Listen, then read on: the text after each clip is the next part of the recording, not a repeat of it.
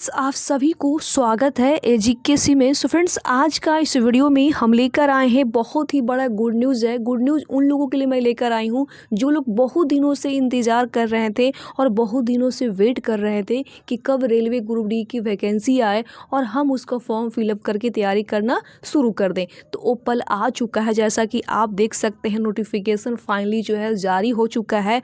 आपका जो form fill up start होगा रेलवे ग्रुप डी का, ध्यान दीजिएगा, ये 23 जनवरी 2025 से फॉर्म फिलअप स्टार्ट हो जाएगा। कब से? 23 जनवरी से आपका जो है फार्म भरना स्टार्ट हो जाएगा।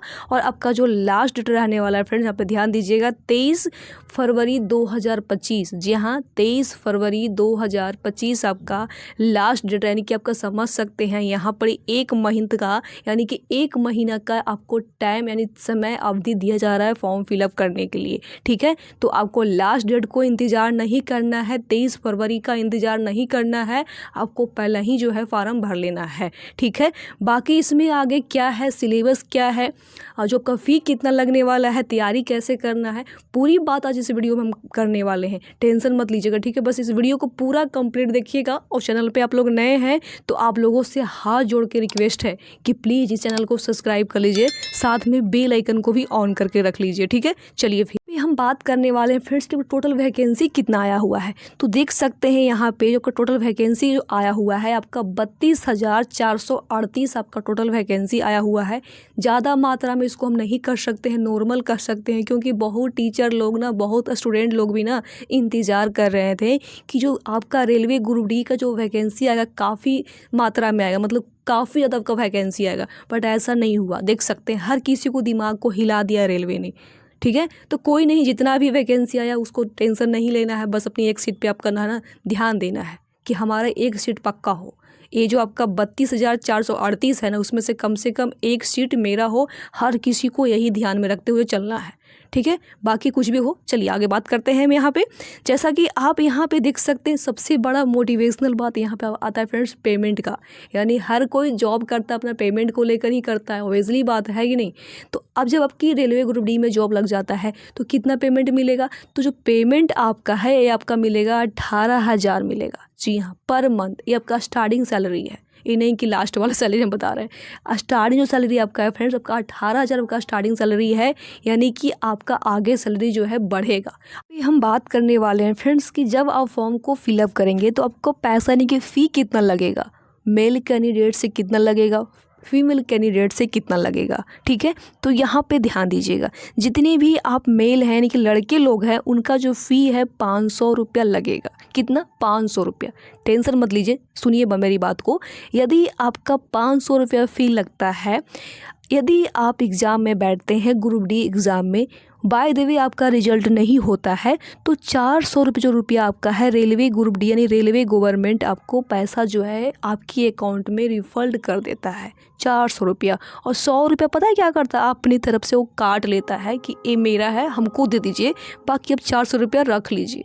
ठीक है, कोई नहीं, 100 रुपया तो कम से कम रख लिया, जो मेरा पैसा 400 रुपया हो तो कम से कम वापस कर दे, थैंक्स गॉड, इतना करना भी चाहिए। ठीक है, चलिए अब आगे हम बात करने वाले हैं जो जितनी भी फीमेल कैंडिडेट हैं, जितनी भी गर्ल्स, लड़कियां, जितने भी लोग हैं, उनका पैसा कितना लग रहा है, उनका फ़ी कितना लग रहा है? तो 250 यानी कि 250 रुपया लग रहा है। ठीक है, बट यहाँ पे एक और सवाल है कि उनका पैसा क्या वापस होगा, रिफंड होगा? जी हाँ, होगा। उनका पूरा के पूरा पैसा रिफंड होगा। उनका जितना यहाँ पे लग रहा था यानी कि 250 रुपये लग रहा था, तो 250 का 250 पूरा के पूरा उनका पैसा जो है उनका बैंक में रिफंड हो जाएगा। उनका एक भी पैसा जो है रेलवे गवर्नमेंट नहीं काटेगा। किसका काटेगा? तो ओनली जितना भी मेल कैंडिडेट हैं, लड़का लोग हैं, उनका पैसा मात्र 100 रुपये काटेगा जब उनका रिजल्ट नहीं होता है तब। इस चीज़ को ध्यान में रखिएगा। ऐसा नहीं कि आपका रेलवे ग्रुप डी में रिजल्ट हो गया और सोच रहे हैं कि मेरा पैसा भी वापस हो जाए, तो ये आप मत सोचिएगा प्लीज़। यदि आपका रिजल्ट नहीं होता है, उसकी बारे में हम बात कर रहे हैं कि जिनका रिजल्ट नहीं होता है उनका पैसा वापस होगा। अब आपका रिजल्ट हो ही गया तो पैसा वापस क्यों होगा? नहीं होगा ना। चलिए आगे हम बात करने वाले हैं यहाँ पे थोड़ा सा सिलेबस के बारे में। बहुत इंपॉर्टेंट बात है कि मैम सिलेबस क्या रहने वाला है। अब जब सिलेबस जानिएगा नहीं तो तैयारी कैसे करिएगा, है कि नहीं है?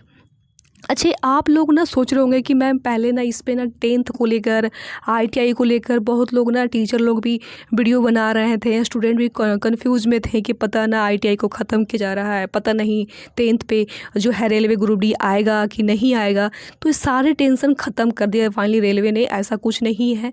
यदि आप 10th भी पास हैं, यदि आप ITI भी पास हैं, या यदि आप और भी कोई जो आप एक्स्ट्रा से जो है कोर्स किए हुए हैं, फिर भी आप रेलवे ग्रुप डी के फॉर्म फिलअप कर सकते हैं। अब इसमें ITI चाहे 10th या कोई और कोर्स कि ऐसा भेदभाव नहीं किया है। आप फाइनली जो है फॉर्म को फिलअप कर सकते हैं। अब टेंशन नहीं लेना है कि मेरे पास ITI है नहीं है तो हम क्या करें, ये सब के बारे में आपको टेंशन नहीं लेना है। यदि आपके पास ITI है तो ठीक है, नहीं है तो कोई बात नहीं। आपके पास बस जो क्वालिफ़िकेशन हो चाहिए मात्र 10th पास। अब ये नहीं कि आप बिहार बोर्ड से हैं या CBSE बोर्ड से है, किसी और बोर्ड से हैं, तो इसको भी यहाँ पर ही जो है ना मेंशन नहीं किया गया है। बस आपकी जो क्वालिफ़िकेशन है मात्र यहाँ पे 10th पास रखा गया है। बाकी आप MA हैं या बाकी आप PhD हैं, बाकी आप क्या है नहीं है, इसमें कोई मैटर नहीं करता। बस ओनली यहाँ पे 10th पास रखा गया है। और आज जितना भी ITI का लफड़ा था ना उसको ख़त्म कर दिया गया है, तो उसको बारे में आपको सोचना ही नहीं है, माइंड से निकाल देना है। ठीक है, तो इस चीज़ को ना आप ध्यान में रखिएगा, ज़्यादा सोचिएगा मत। ठीक है, अब पढ़ाई करिएगा। ठीक है, और चलिए आगे हम बात करने वाले हैं सिलेबस के बारे में कि इसका सिलेबस क्या रहने वाला है। ठीक है, ताकि आप यहाँ पे देख सकते हैं रेलवे ग्रुप डी एक ही एग्ज़ाम करवाता है। सभी को पता है कि ओनली इसमें एक ही एग्ज़ाम होता है, और वो भी जो एग्ज़ाम होता है आपका CBT बेस्ड एग्ज़ाम होता है, यानी कि कंप्यूटर बेस्ड टेस्ट एग्ज़ाम होता है। यानी कि आपको कंप्यूटर पे, यानी कि आपका ऑनलाइन जो होता है उसके थ्रू आपका एग्ज़ाम लिया जाता है रेलवे ग्रुप डी में। ठीक है, चलिए अब यहाँ पे हम सिलेबस के बारे में बात करेंगे। अब थोड़ा सा ध्यान से सुनिएगा। ये जो सिलेबस आपका है यानी कि जनरल साइंस, जिसको कह सकते हैं साइंस यानी कि सामान्य विज्ञान, जिससे आपका 25 क्वेश्चन आएगा, 25 नंबर के आएगा, एक प्रश्न 1 नंबर का होगा। ठीक है, चलिए अब नेक्स्ट यहाँ पे बात करेंगे मैथमेटिक्स यानी कि मैथ। तो मैथ में भी आपका 25 क्वेश्चन रहने वाला है और 25 नंबर के रहने वाले हैं, एक प्रश्न 1 नंबर के रहने वाला है। ठीक है, चलिए अब यहाँ पे नेक्स्ट हम बात करने वाले हैं रीजनिंग के बारे में। तो रीजनिंग भी आपका रहने वाले हैं और काफ़ी मात्रा में रहने वाले, यानी कि 30 नंबर। सबसे ज़्यादा आपका जो रोल है ना आपका इसमें बनाया गया है रीजनिंग में ही किया गया है। 30 क्वेश्चन आपका रहने वाला है रीजनिंग से और 30 नंबर के रहने वाला है, एक क्वेश्चन 1 मार्क्स का रहने वाला है। ठीक है, चलिए अब यहाँ पे जो नेक्स्ट आपका है आपका करंट अफेयर भी इसमें रहने वाला है, 20 क्वेश्चन 20 नंबर के, यानी कि सबको हम यहाँ पे जोड़ यानी कि ऐड कर देते हैं तो आपका 100 प्रश्न हो जाएंगे और 100 नंबर के हो जाते हैं, यानी कि एक क्वेश्चन आपका 1 नंबर का हो जाएगा। ठीक है, अब यहाँ पे हम कब बात करेंगे फ्रेंड्स टाइम की, यानी कि जो आपका टाइम अवधि यहाँ पे दिया जा रहा है 90 मिनट, इसको कह सकते हैं कि आपको 1.5 घंटा समय इस एग्ज़ाम के लिए दिया जा रहा है। तो ठीक ठाक ही समय भी जो है आपका दिया जा रहा है, कोई बड़ा जो है नहीं। ठीक है ना, मतलब यानी कि नॉर्मल इसको कह सकते हैं। आप इतना में तो बना ही सकते हैं सारे क्वेश्चन को, क्योंकि 100 प्रश्न है और 100 प्रश्न को आपको 1.5 घंटा में बनाना है, तो कोई बड़ी बात थोड़ी ना है। आप बढ़िया से पढ़ेगा तो आराम से बना के चलाइएगा। ठीक है, बट आपको सिलेबस को समझना है। ये जो सिलेबस आपका है उसको बढ़िया से समझना है। इसको बढ़िया से प्रिंट आउट करके या लिख के कहीं भी अपने पहले टेबल पर रख लीजिएगा। ठीक है, क्योंकि आपके पास जब सिलेबस रहेगा ना तो तैयारी करने में और मज़ा आएगा, बढ़िया से तैयारी होगा। ठीक है, तो इस चीज़ को ध्यान में रखिएगा। ठीक है, आपका ये सिलेबस है। ठीक है, अब यहाँ पे बहुत लोगों को, बहुत स्टूडेंट की माइंड में एक सवाल चल रहा होगा कि मैम इस एग्ज़ाम में नेगेटिव मार्किंग है कि नहीं है। ठीक ना, तो जी हाँ है नेगेटिव मार्किंग, टेंशन मत लीजिए, बिना नेगेटिव मार्किंग का रेलवे एग्ज़ाम ही नहीं करवाता है। ठीक है, तो इसमें आपका नेगेटिव मार्किंग भी रहने वाला है, जैसा कि आप खुद प्रूफ के तौर पर यहाँ पे देख सकते हैं। यहाँ पे दिया हुआ है 1/3 यानी कि 1/3 आपका थर्ड जो है नेगेटिव मार्किंग भी रहने वाला है। यदि आपका, सुन लीजिए, यदि आपका 3 गलती होता है तो सही में से 1 नंबर जो है आपका काट लिया जाता है। ये रहा है आपका नेगेटिव मार्किंग का रूल, नियम। ठीक है, तो ये आपका 1/3 जो है आपका नेगेटिव मार्किंग रहने वाला है। तो सोच समझ को ही एग्ज़ाम में बढ़िया से बनाइएगा, नहीं ये ना कि 100 प्रश्न है गए एग्ज़ाम में धड़ाधड़ बना के चला आए। ठीक है। तो ऐसे नहीं करना है बाबा, नेगेटिव मार्किंग है, जो आपको आता है वही बना के आइएगा, ठीक है। अभी तो समय है, बढ़िया से पढ़ाई कर लीजिएगा, हम आपको बताएंगे कि कैसे तैयारी करना है, टेंशन मत लीजिए, ठीक है। चलिए आगे हम जब बात करने वाले हैं फ्रेंड्स कि जब आपका रिजल्ट हो जाता है, यदि आप अच्छा नंबर ले आते हैं तो आपका रिजल्ट हो जाता है, तो फिर आपके साथ क्या होगा? तो पता है आपके साथ क्या होगा? फिर आपके साथ पता है फिजिकल होगा, फिजिकल टेस्ट भी होगा। ऐसा ही आप ग्रुप डी नहीं बन जाइएगा, रुकिए थोड़ा सा, फिर आपके साथ फिजिकल टेस्ट होगा। फिजिकल टेस्ट भी आसान नहीं है, इसको भी बहुत मुश्किल ही कह सकते हैं, ठीक है। क्योंकि लोग कहता है ना कि ग्रुप डी की जॉब कर रहा है, पता है गांव देहात में लोग कहता है कि ग्रुप डी की जॉब तो कर रहा है, थोड़ी ना बड़का ए ग्रेड की जॉब कर रहा है, लोग कहता है ना। तो ऐसा नहीं है बाबा, जैसा कि खुद ही देख सकते हैं, कोई भी जॉब आज के ज़माना में जो है ना ईजी नहीं है और आसान नहीं है, बहुत मुश्किल है, ठीक है। तो जैसा कि आप देख सकते हैं, आपका जो फिजिकल जो आपका टेस्ट होगा उसमें यहाँ पे जितने भी मेल कैंडिडेट हैं, ठीक है, उनको 35 केजी, यहाँ पे देख सकते हैं लिखा हुआ भी है 35 केजी, उनको जो है वजन को उठा के 100 जो है आपका 100 मीटर तक उनको 2 मिनट में पहुँचा देना है। ध्यान दीजिएगा, 35 केजी कोई भी आपको वहाँ पे मेल कैंडिडेट को वजन दिया जाएगा और उनको बोला जाएगा कि आप जो है इसको 100 मीटर 2 मिनट के समय आपको दिया जा रहा है और 2 मिनट में आप 100 मीटर इसको पहुँचा दीजिए, ठीक है। तो इसको पहले आप पास करिए, उसके बाद आपको एक और जो है टास्क दिया जाएगा। वो कौन सा टास्क है? तो यहाँ पे ध्यान दीजिएगा, ये आपको 1000 मीटर, यदि आप इसमें पास कर गए, रुक जाइए, यदि आप इसमें पास कर गए तो जो दूसरा आपका टास्क है उसमें आपका है कि 1000 मिनट आपका 4 मिनट 15 सेकंड में जो है ना दौड़ना, यानी रनिंग करना है। आप उसको दौड़ भी सकते हैं या तो चल भी सकते हैं। तो आसान तो नहीं है कि आप चल के उतना देर में पहुंच जाइएगा, क्योंकि इसमें समय तो भी दिया जा रहा है 4 मिनट 15 सेकंड, तो इसको तो दौड़ना ही पड़ेगा ना, क्योंकि 1000 मीटर पहुंचना है, ठीक है। यदि आप इसको पास कर जाते हैं, ठीक है, उसके बाद आपको और क्या होगा हम बताएंगे, टेंशन मत लीजिए। तो ये आपका मेल कैंडिडेट का लिए है, ठीक है। अब रुकिए फीमेल कैंडिडेट, लड़की लोग, गर्ल्स लोग, आपके लिए भी कुछ ऐसा नहीं है कि बस खाली मेल के लिए है। रुक जाइए, देख लीजिए यहाँ पे जितने भी फीमेल कैंडिडेट हैं उनके लिए देखिए, यहाँ पे ध्यान दीजिएगा, इनको क्या किया गया है कि 20 केजी वजन को किया गया, यहाँ पे घटा दिया गया है मेल से। तो जितनी भी फीमेल कैंडिडेट है इनको 20 केजी वजन को क्या करना है कि 100 मीटर तक इनको 2 मिनट में पहुंचाना, इनको भी समय अवधि जो है सेम दिया जा रहा है, ठीक है। यानी कि इनको 2 मिनट के अंदर जो है 100 मीटर जो है इनको पहुँचाना है 20 केजी वजन। अब 20 केजी वजन में पता नहीं क्या दे सकते हैं, भगवान जाने, बट उनको 20 केजी जो है वजन 2 मिनट में 100 मीटर तक उनको पहुंचा देना है, ठीक है। एक गर्ल्स लोग का यदि वो पास इसमें हो जाते हैं तो उनका जो सेकंड स्टेज में जाना है, तो उसमें क्या आप ध्यान दीजिएगा, उसमें आपका यहाँ पे है कि 1000 मीटर जो है 5 मिनट 40 सेकंड में उनको दौड़ना, यानी रनिंग करना है, ठीक है। कितना? 1000 मीटर उनको 5 मिनट 40 सेकंड में जो है जितने भी फीमेल कैंडिडेट है उनको रनिंग करना है। तो ये 2 आपका फिजिकल टेस्ट है, एक नहीं है 2 है। आप इसको इजी मानिए या तो इसको आप हार्ड मानिए या तो इसको टफ मानिए, आपकी मर्जी, आप इसको कुछ भी मान सकते हैं। बट हमारे तरफ से जो मानिएगा, इसको जब बढ़िया से तैयारी करिएगा ना, इसको प्रैक्टिस कीजिएगा ना, तो इजी ही है, कोई बड़ा हार्ड नहीं है, ठीक है। चलिए आगे हम बात करने वाले हैं कि यदि आप इसको पास हो जाते हैं, यदि आप फिजिकल टेस्ट को पास हो जाते हैं, तब क्या आपके साथ होगा? तब आपके साथ मेरिट बनेगा। जब आप मेरिट में भी पास हो जाते हैं तो फिर आपका डॉक्यूमेंट वेरिफिकेशन होगा।